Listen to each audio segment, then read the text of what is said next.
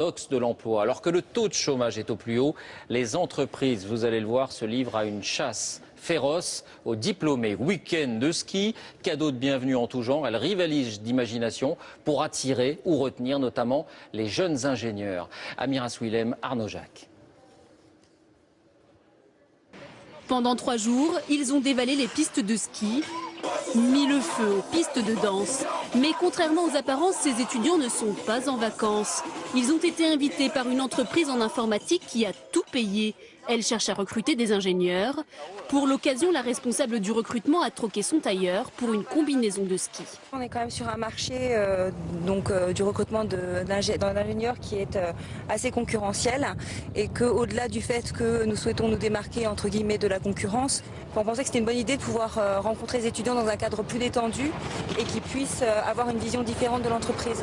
Car ces étudiants sont une exception. À la sortie de l'école, dans quelques mois, ils n'auront aucun mal à trouver du travail. L'informatique manque d'ingénieurs. Ils recevront chacun 10 propositions d'emploi en moyenne. Ils sont en position de force et le savent bien.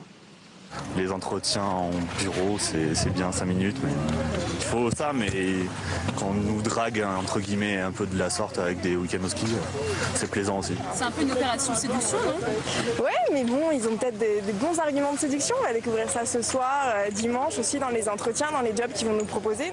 Comme beaucoup d'employeurs, Ève Royer a du mal à recruter.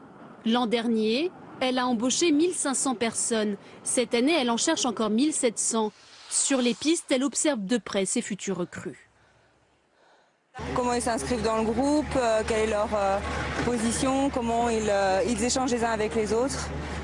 Au-delà de ça, c'est surtout pour pouvoir profiter d'une belle journée puisqu'on les voit en entretien l'après-midi. Des entretiens d'embauche en basket et survêtements pour la DRH et les candidats.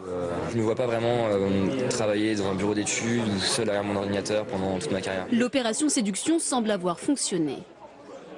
C'est sûr que ça change de l'entretien classique où on attend avec d'autres gens devant soi, où on est en costume, on a bien préparé, où on a beaucoup plus de stress. Pour séduire les candidats, certaines entreprises étudient toutes les attentes des futurs salariés. 23% des employeurs auraient du mal à recruter du fait des problèmes de logement rencontrés par les candidats. Du coup, 20% des entreprises ont mis en place des politiques de logement en interne. Des difficultés pour recruter, mais aussi pour garder ses salariés. Chez ce géant de l'informatique, la direction a parié sur le bien-être au travail. Boissons gratuites à tous les étages et salle de sport, entre autres. Tous ces éléments de service, d'aménagement, du lieu de travail, du bien-être que l'on met en place participent à attirer les personnes chez nous, attirer les talents, à les retenir et puis au quotidien encourager, on va dire, la performance. En retour de cet investissement, la direction espère abaisser le nombre de démissions. Dans l'informatique, cela concerne 1 personne sur 5 chaque année. Pour que les salariés ne partent pas, de petites attentions, comme dans cette conciergerie, babysitting, massage ou encore ménage. Ici, on s'occupe de tout ce que les salariés n'ont pas le temps de faire et qui pourrait les déconcentrer pendant la journée. On est très chouchoutés. Il faut être honnête, on est très chouchoutés. Quand on est libéré de ces contraintes, est-ce qu'on n'a pas envie de travailler plus, justement ? Je dirais plus on travaille mieux qu'on travaille plus en fait. Je pense que c'est plus qu'on est, on est content, on est bien et du coup la qualité du travail s'en ressent, on est détendu, les relations entre les gens sont détendues.